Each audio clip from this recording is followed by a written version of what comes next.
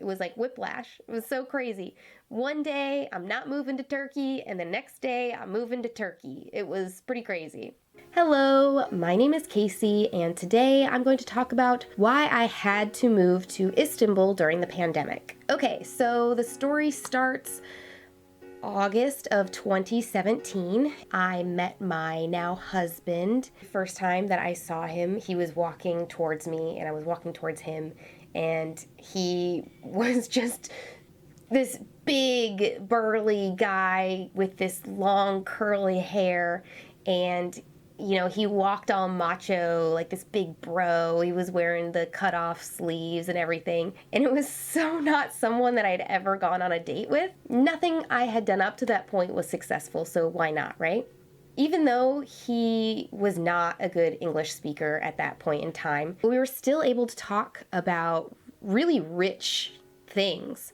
We talked about the different minerals and stuff that is in Turkey. He told me about a lot of the history of Turkey because honestly, I had never heard of the country before. I know that's really terrible. I'm an American. I'm sorry. My world is bigger now.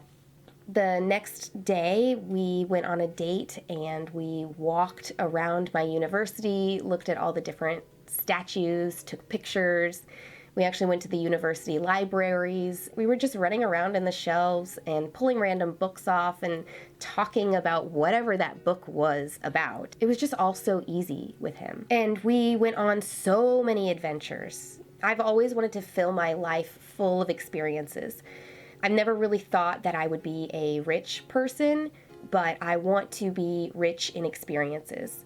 I want to travel, I want to eat, I want to enjoy, I want to listen, I want to do all of the things. And so every weekend we would be going all around the country to different places, driving wherever. One time, November 2017, one of our adventures was to St. Louis. We went to the City Museum, and I love the City Museum because it's like a giant play place it's for kids, but it's big enough to where adults can play too. But anyways, we went to the City Museum and we played and we had fun. We were just being silly like we always are. After it had become nighttime, we went to the roof of the City Museum, which it's open. There's more play stuff up there.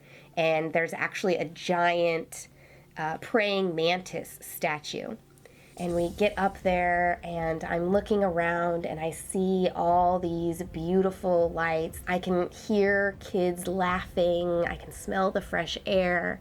And the reason this is all so vivid to me is because this is where my husband asked me to marry him. Under a giant praying mantis.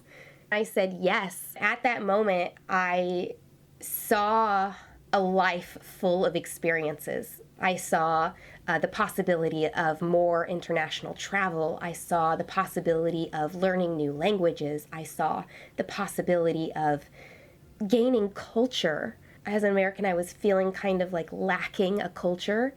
And being with him, it was really easy with what culture to focus on. Turkish. And the more I learned about the culture, the more I fell in love with the culture, the Mediterranean lifestyle, and it was just so perfect. Then we immediately found a lawyer. Now, we were not rich. We are not rich. We were not rich. But we needed to find the money and get a lawyer to make sure that we did it correct. How do we get married in Turkey and America? How can he stay in America because his visa is up in just a few months? So all these questions were just floating around. And she told us that likely to have any luck, considering the political climate at that time, we would need to get married as soon as possible so we could start intertwining our lives more and just prove that we are not a fake relationship. We're not a green card marriage. Oh, so much documentation. Yeah, it was a really small ceremony. There was only like 5 or 6 people in attendance. Then we started going through the process of, okay, now we're married. How can my husband stay in America? His visa was set to expire in February. Our lawyer was able to help us get him to stay until August, but at the time, due to the presidency and everything, they were really cracking down on immigration and people being able to stay in America after their visas expire. My husband's case, this was his second time or maybe third time, I don't know, doing this work and travel program. So his visa had what's called a 2-year rule on it. And the 2-year rule states that you have to stay in your own country for 2 years once this visa is expired before you can come back to America. And that was not fun for us. We did try to get around it. We talked to like the governor, state representatives, anybody that we could to try to get that to work. As we were doing that, we knew that it might be something that we will have to live with. We never really wanted to focus on it or dwell on it too much. We're both great people. We're resourceful people. So we knew we would figure it out.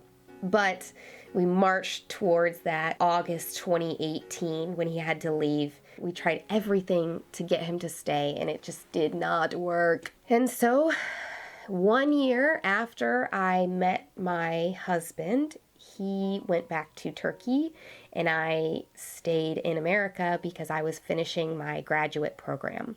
So now I am married to a Turkish guy. He's in Turkey. One of the things that our lawyer wanted him to do was to complete his compulsory military work. Every man in Turkey has to do military time. So before he would likely be able to move here permanently, we would need to prove that he wasn't just trying to get out of the military work. So he goes back, completing his military, completing his 2-year rule stuff.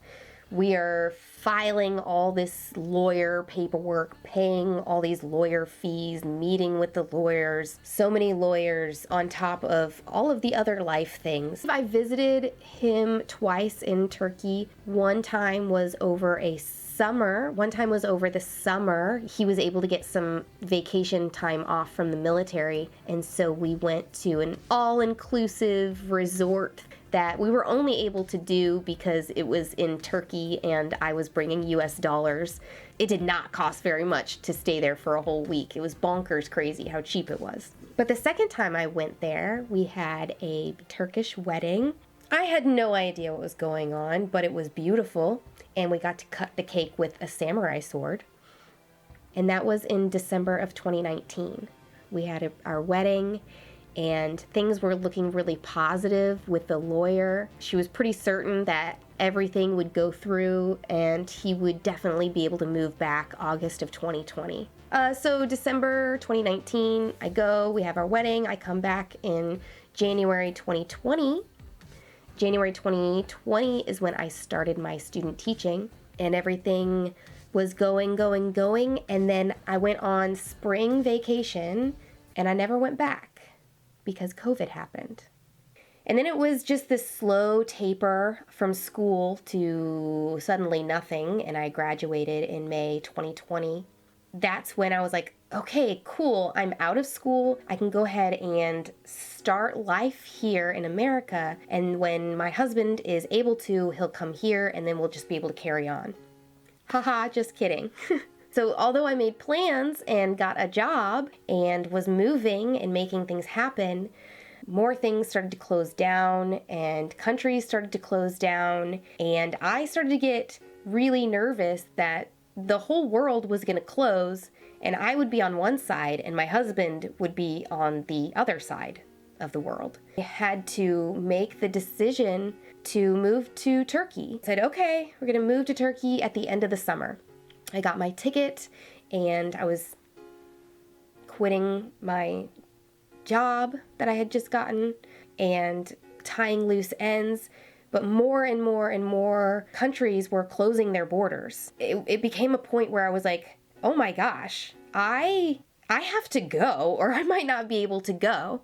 Then I was packing and leaving a week after I had moved my ticket, which was, it was like whiplash. It was so crazy.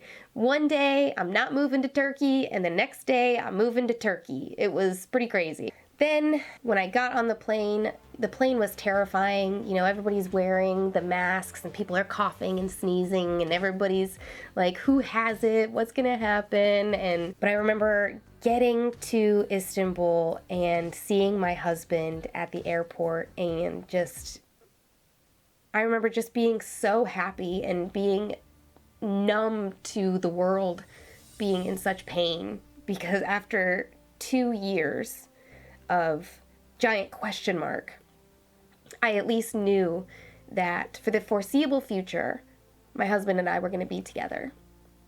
And I'm so thankful that I got the education that I did. If I hadn't gotten my master's, it would not have been so easy for me to move to Turkey and to start a life. You know, everything is tied to everything else. There's always a reason for something. I have grown and become more comfortable in myself. I've become a mother. The amazing experiences that I had, so numerous. Yeah, thank you so much for listening. This was really cathartic. I feel really good. Thank you so much for watching this video. Please make sure to hit that like if you got any value out of this. I really wanted to make this video because there was a comment, so thank you so much for asking that question. And if anybody else has any other questions, I am an open book. Or I'm trying to be an open book. See you next time.